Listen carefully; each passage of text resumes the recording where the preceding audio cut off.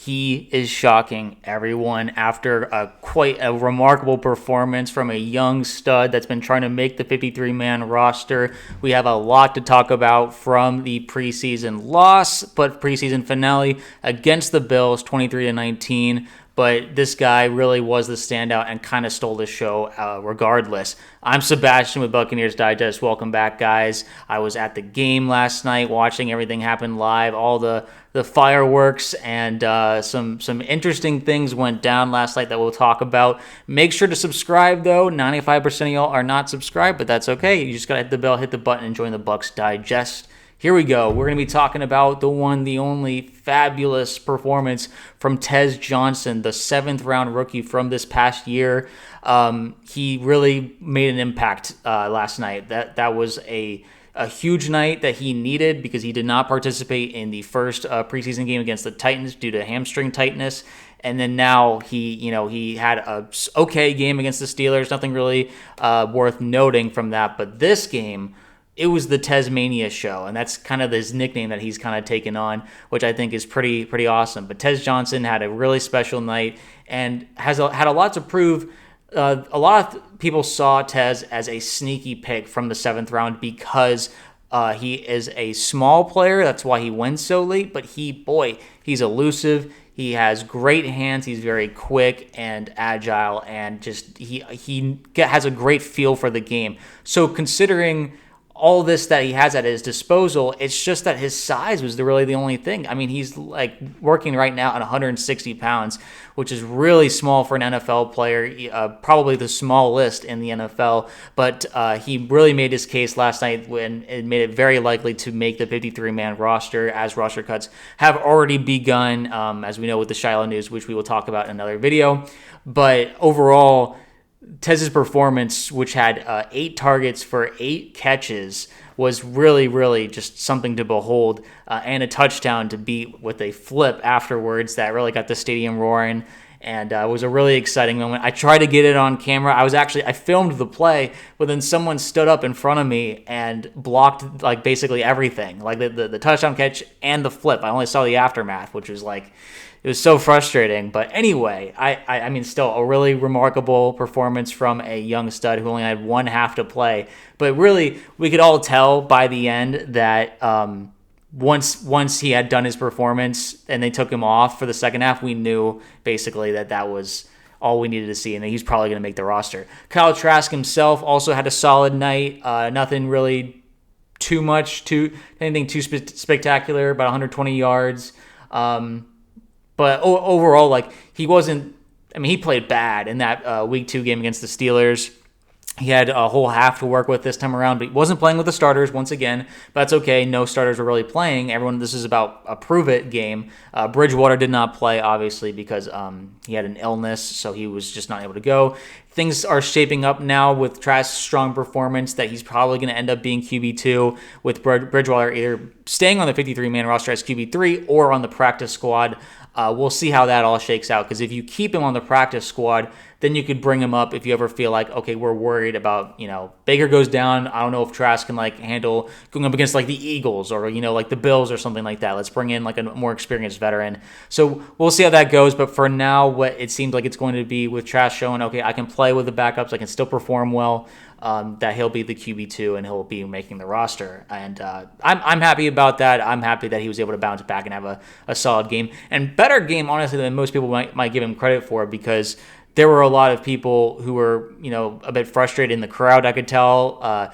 Not the fastest guy. He made some plays with his legs, but overall he was able to get out of some pressures, make some throws downfield. No, not a ton of long throws, but it was medium to short routes that he was targeting. One miss that to Devin Culper, it was behind him, and but overall, besides that, I liked what I saw out of Trask, and then he was throwing it to Tez a ton. It seems like that was part of the game plan, was to get Tez a ton of targets, and it seemed to work out. But he had a lot to say regarding Tez, obviously, after his performance. Trask said that none of us are surprised by what he did. It's just now the world can see what he can do. We were given a lot of opportunities. They were playing a lot of man coverage, and he was getting open. He took advantage of his opportunities, and I love to hear that from Trask. I mean, he has all the praise because they've been getting a lot of reps together. Typically the seventh rounders will be playing with the backups. Sometimes they'll get reps with the first team offense, but they'll be getting a lot of reps typically with the backup quarterbacks. And so that connection was clearly there. They had a lot to work with, a lot of plays where there was a lot of trust there, quite clearly, and it was a sight to behold. I mean, he was making dudes miss after he got the ball, and I think that's what really separates Tez from the other receivers who are trying to make the roster. Trey Palmer looks probably being an odd man out there. Like the escapability of Tez, his ability to separate is really just something that you don't expect from a seventh rounder.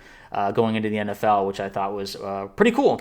And then also Todd Bowles had to say that he really grew from last week to this week, understanding the little things. He made some plays, he played fast, and he knew, and he played like he knew what he was doing. So high praise from our coach Todd Bowles regarding Tez. And the flip here was an iconic moment. Just really crazy picture. Sports Center, NFL, they're all posting it. And then I think the Buccaneers on social media have it as their profile picture, which is pretty cool.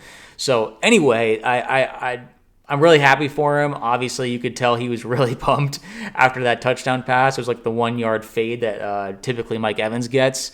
But Tez got that moment. And it was quite a bit of separation. He didn't even really need to high point the ball, but it was a good throw from Trask, good catch from Tez, and basically that Tez's night was over after that play because it was the end of the half, and we saw what we needed to see. Like Tez, yeah, you've earned your spot on this team, and considering we'll be down Jalen McMillan and Chris Godwin probably the first couple of weeks, we'll probably be seeing a good bit of Tez getting a good amount of reps. In those first couple of games, the away games, we'll be needing him on that road trip, both road trips. So exciting stuff. Look forward to him coming into the Atlanta game and the Texans game and making some plays. Tasmania is here to stay, baby, and that's just I'm really encouraged by it, and I doubt any other Bucs fans feel differently because he put on a show. And Tez himself had to say, me and Kyle, we've been connecting ever since we've gotten into camp. So I trust Kyle, and obviously he trusts me to be where I'm supposed to be. The backflip came right to my head as soon as I scored. I didn't think I'd get that high. I just had a lot of momentum. It felt really good. Yeah. I mean, the flip was awesome, and it shows his athleticism.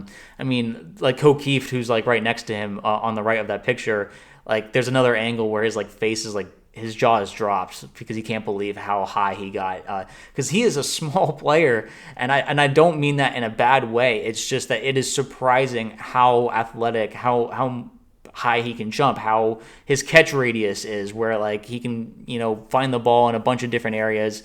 It's really impressive the skill set that this guy has because a lot of teams, they passed on him. He went into the seventh round. There was a chance he was going to go undrafted. And this kid really deserves to be on a starting roster, which he will be. I'm glad he got a chance to prove it last night because I think that he actually is going to be a really strong part of this team, whether it's, returning punts, which, that was actually a pretty cool part of last night is that Josh Williams and there were some other players that were getting in on just some really good returns. Like there was like 3 really solid returns that were getting us near midfield or past midfield. So that was encouraging to see. Tez, good chance he'll be partaking in some of that, and same with Mecca and all that stuff. So it's not just the receiving game, that he'll be probably part of the special teams, and he's going to take every opportunity he has. Like Kyle was talking about, that Tez is an opportunist. He wants to make sure he's putting his absolute best into every rep that he gets, and that was very clear from last night. Every time he touched the ball, he wanted to do the most with it.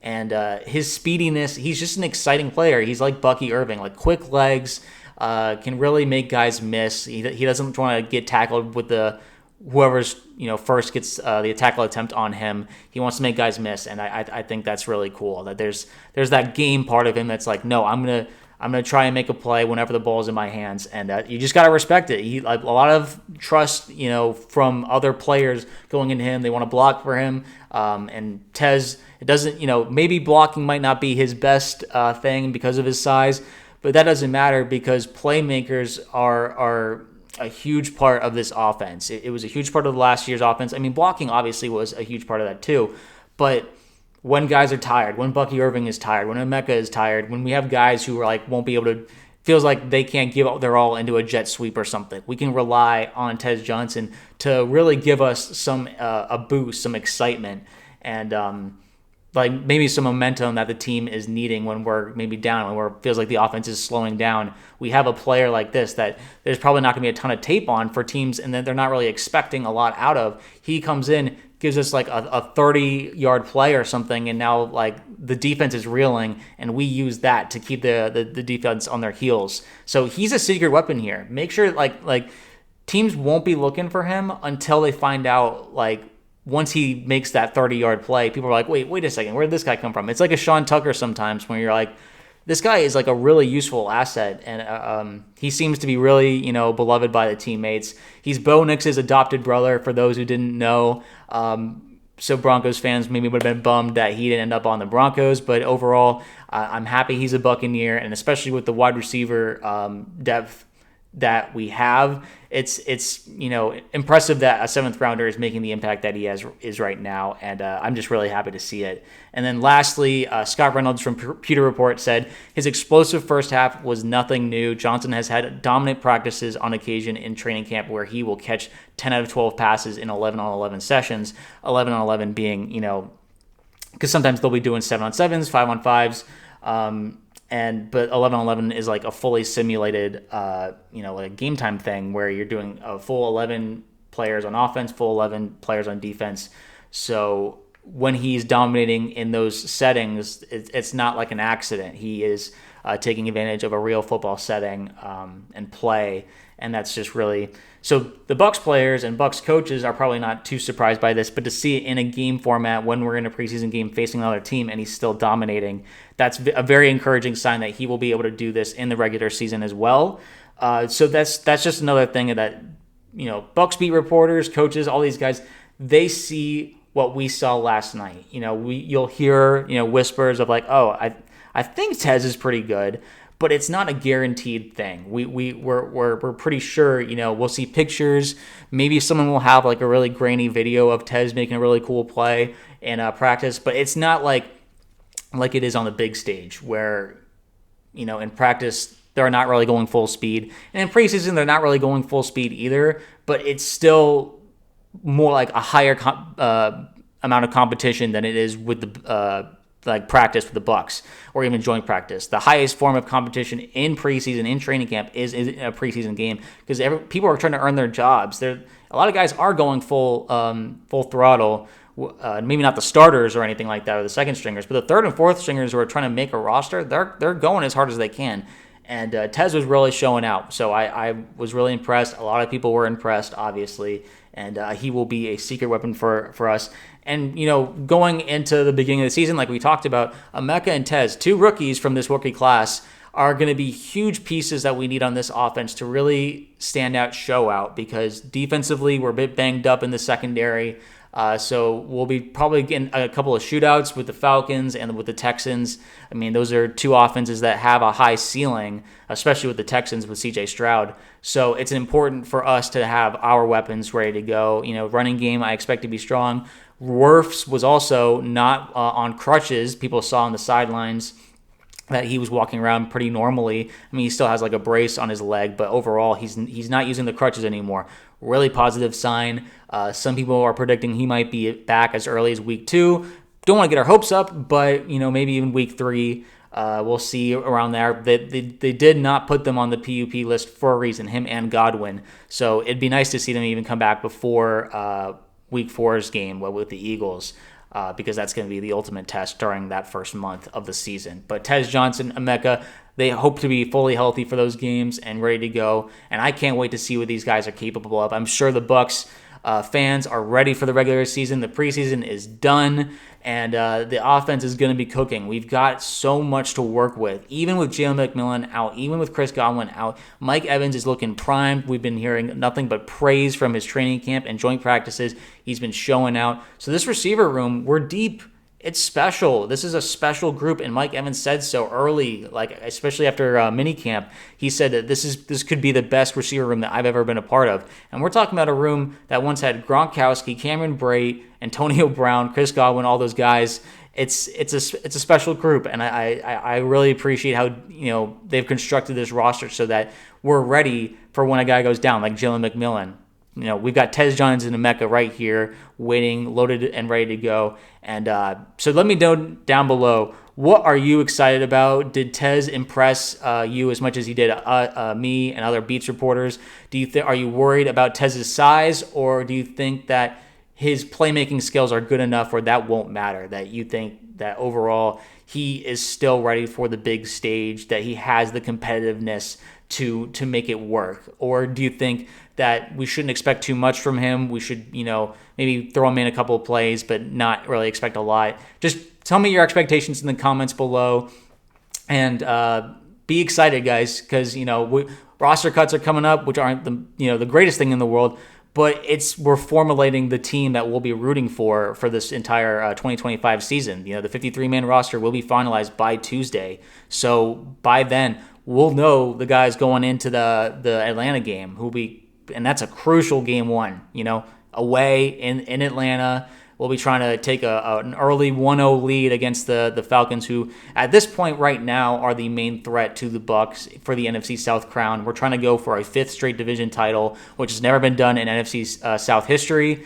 So it'd be really cool to be able to first team to do that. And then we're including the Drew Brees Saints, Cam Newton Panthers, Matt Ryan Falcons. None of those guys won the division 5 years in a row, and the Brady Baker era has a chance to do that right now. So let's get that win against the Falcons week 1 and start the season on the right note. And hopefully Tez Johnson will be a big part of that. But I will see y'all in the next video. We'll be talking a bit more about the defense and some of the cuts that have been happening. Make sure to stay tuned for that. But I'll see y'all in the next one.